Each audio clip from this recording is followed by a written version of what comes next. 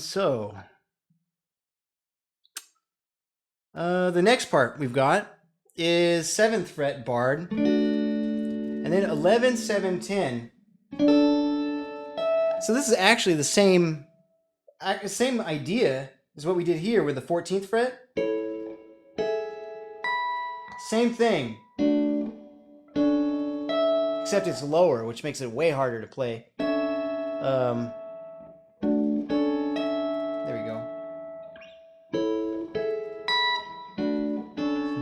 That is so pretty, man. The book says right hand if necessary. They're probably thinking this,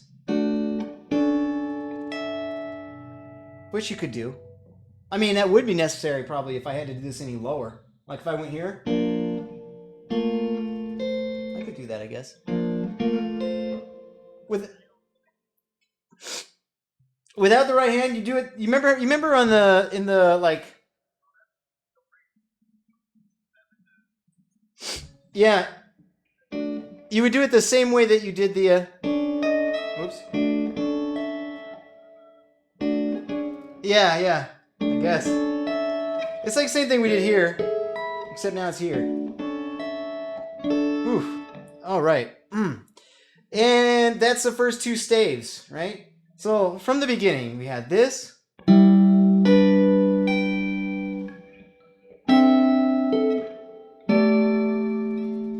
The next part is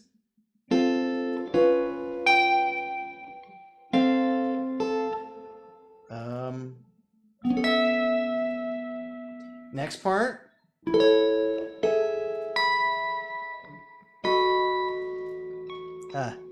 No. And then on that one, by the way, I definitely bring my thumb way back.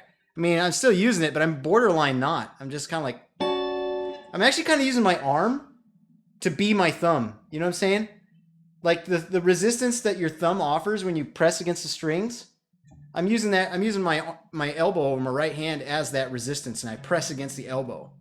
And I do that so that I can get my hand open like that. See, the thumb isn't necessary. But if I didn't use my elbow, well, the guitar would just fall because I'm not even holding it.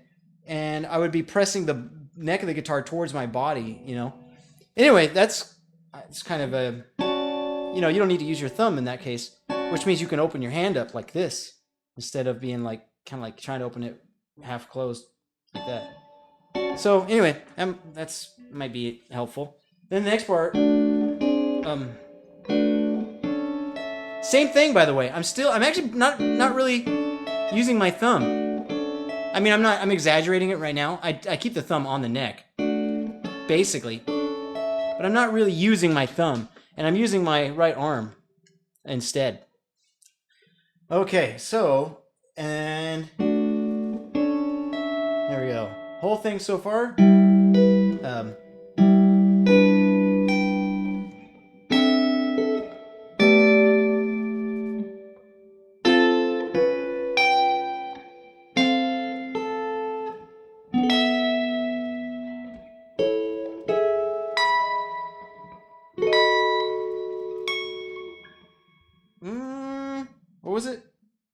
look at.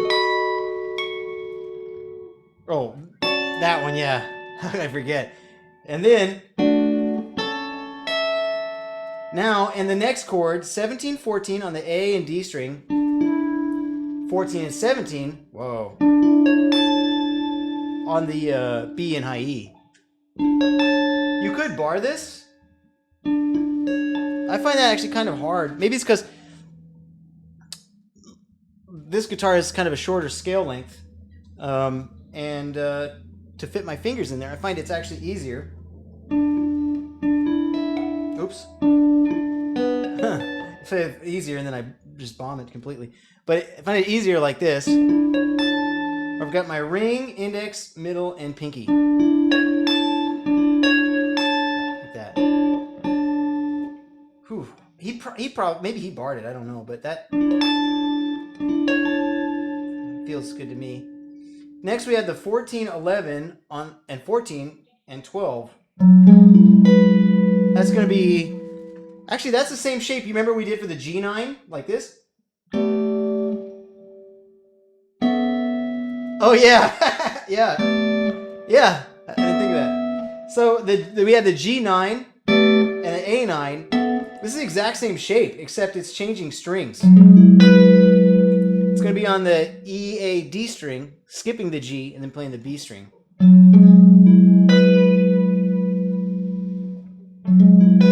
There we go. So obviously because of the tuning difference of the B string, this changes the chord type. This is going to be an F sharp minor 11. And actually our low note is on the root for a change. That's a chord that maybe we could use in our everyday life. Like, for example, in blue and green, like, you know, my favorite, one of my favorites, you could do your B flat major 7, A7, right? Maybe you do an inversion or something. There we go. It's hard. I'm trying to move my hand up the neck so that I can do this for the D minor.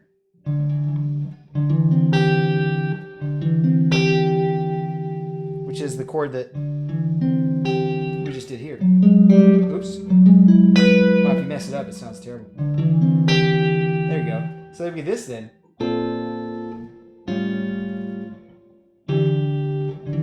Oops. I gotta work on it a little bit, but this was one that I could use. Like if I work on it and kind of internalize it. Okay, so now we actually have measures. Up to this point, we didn't have measures. We just had sort of rubato indication, just staffs with no bar lines. So now with the measures, we have that first measure on the third staff that goes like this, together, and then this. Oop, there we go. Let's try that again. Oop. Very hard not to bend your string. And then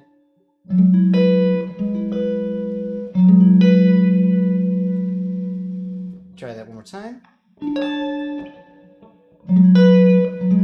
Let's get a little easier. Let me check on somebody real quick.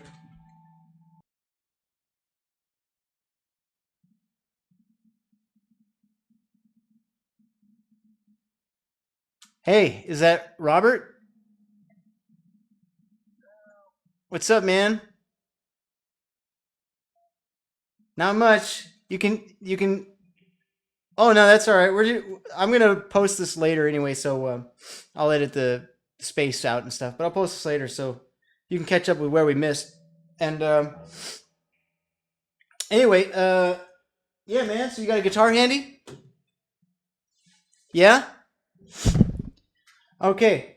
So the chord that we just got to is an E. All right, good. Right on. The chord that we just got to in the home is 3 staves into the music, and it's the third measure of the third staff. And it's an E minor 11 chord. It's going to be the 12th fret on the low E string, 9th fret on the A, 12th on the D, so that's going to be ring, index, pinky, then the 10th fret on the B string. So this is actually the same chord that we just did from the 14th fret, but now it's down 2 frets. Holdsworth would do that a lot. Hey Patrick, what's that song, The Mirror, or what's it called? Mirror? House of Mirrors? Yeah. That's like an example where when I first saw that is when I noticed that, oh wow, he's taking shapes that aren't really harmonically symmetrical, but playing them as though they were, and kind of forcing these chord changes that way. Anyway, here's just a cool example of that in this song.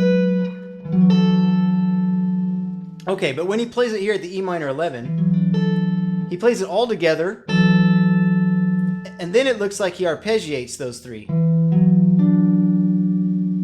Like that. These are written as a triplet. I'm not really paying attention to the rhythm so much right now because I'm just trying to get the chords under my hand, but like triplet. It's our chord is the triplet. Yeah. Oh, okay. Well, yeah, let's do it. So the next part here, we got 10-9, 11-10, and then 12-12, and right hand.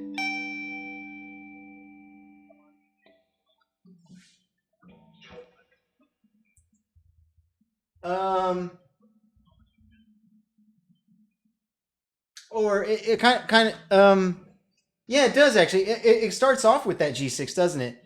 The 10 and 9 and the 12. So this would be a G6. But what it does when it slides those up, now it doesn't indicate there's a slide, but I'm guessing they're the same fingers. It actually is going to a G sharp diminished chord. So it's actually kind of common when people pass from one chord to another. Like, for example, like imagine you had a chord progression went C to D, you know. Maybe the key of G. A person would do like C, C sharp diminished, D. Like that, you know. And that's the way a person would normally play it. But if you played it like typically, but if you did Holdsworth way, it'd be like this. I mean, he doesn't really put those 2 back to back, but it's just using that 6-9 instead of like, you know, a bar chord. So, yeah, it actually kind of like revisits the beginning in a way, doesn't it? Except now it goes from that G6 to a diminished chord. But this is really weird. Although this is like a diminished shape here, very clearly diminished. The note he plays with his right hand is G, which would be a major 7. Oops. Which is very bizarre. So if it's not looked at as a G sharp diminished, which this shape very identifiably is, then it could be looked at as but they have it written here as an E7 9 sharp 9. Oh, E7 flat 9 sharp 9, like an E altered chord. Let's see that. We got the 3rd, we got a flat 9, we've got the 7, and then a 5th, which is really weird because the altered scale where the flat 9 and sharp 9 would come from would have an ordinary 5th, unless it's like dominant diminished, which would make sense because it has this, you know, diminished shape in it. So maybe that's where this stems from, an E dominant diminished.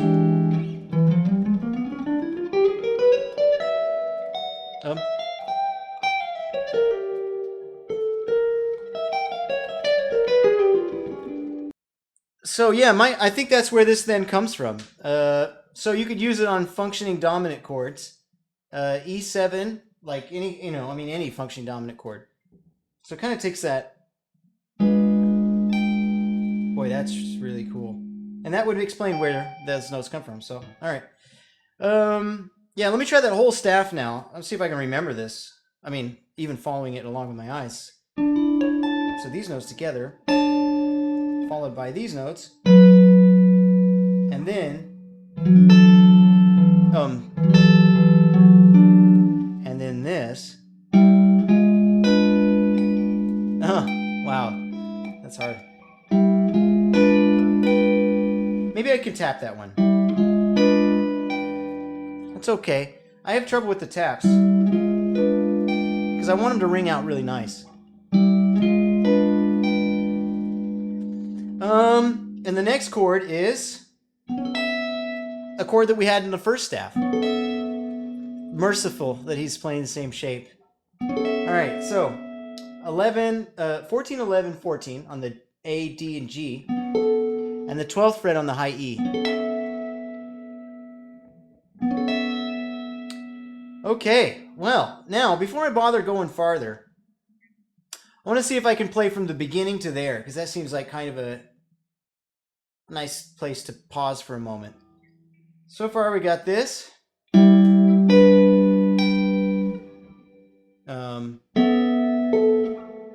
Oh no, that's not right. There we go. I'm going to try that again.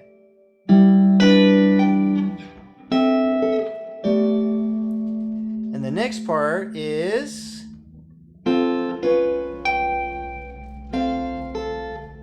And then... Oh, that's that one. I'm going to try that part again.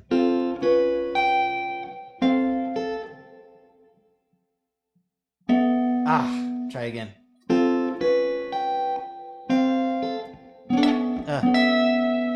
Alright, do the whole staff. Oops, I'm going to try picking that.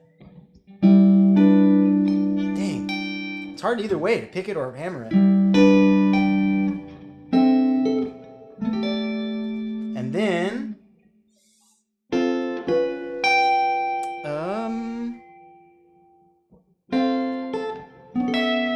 Okay, next staff, 14th fret.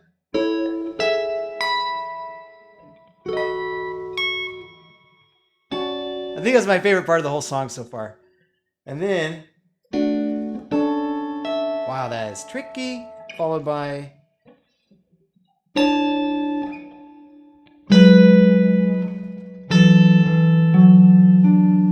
And then...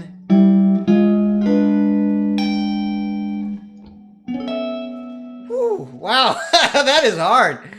Oh man, all right, try it again. From the beginning. Oh, I heard a beep. Let me see if somebody messaged me about trying to get in here. Whew. If you've got the book, take a second to try to work through that. All right. I'm not satisfied with the quality of that high note. I want to make it ring as nice as these. Oh, that was good. That tap worked. And then... Here we are. Followed by...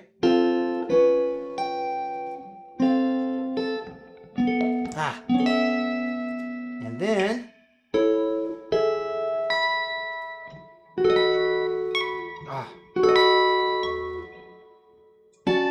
That's the best. And then...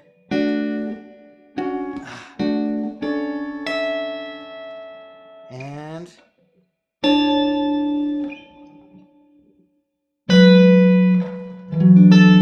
Oh.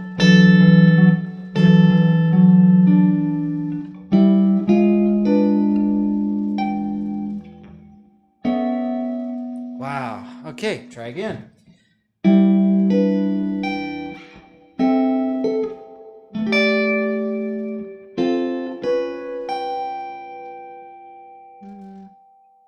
I always forget. Oh.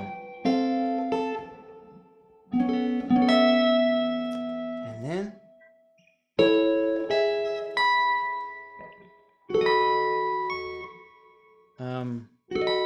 Oh, yeah.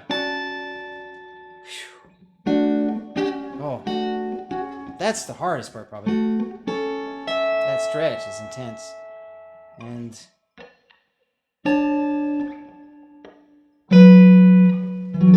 And that one I have a hard time not doing this. Like I miss that. I lose that A string a lot. I gotta really pick my finger upright. Oops.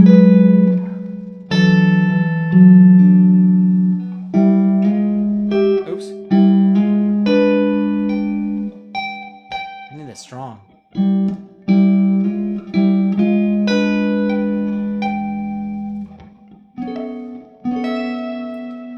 Okay, let me have a quick listen to this.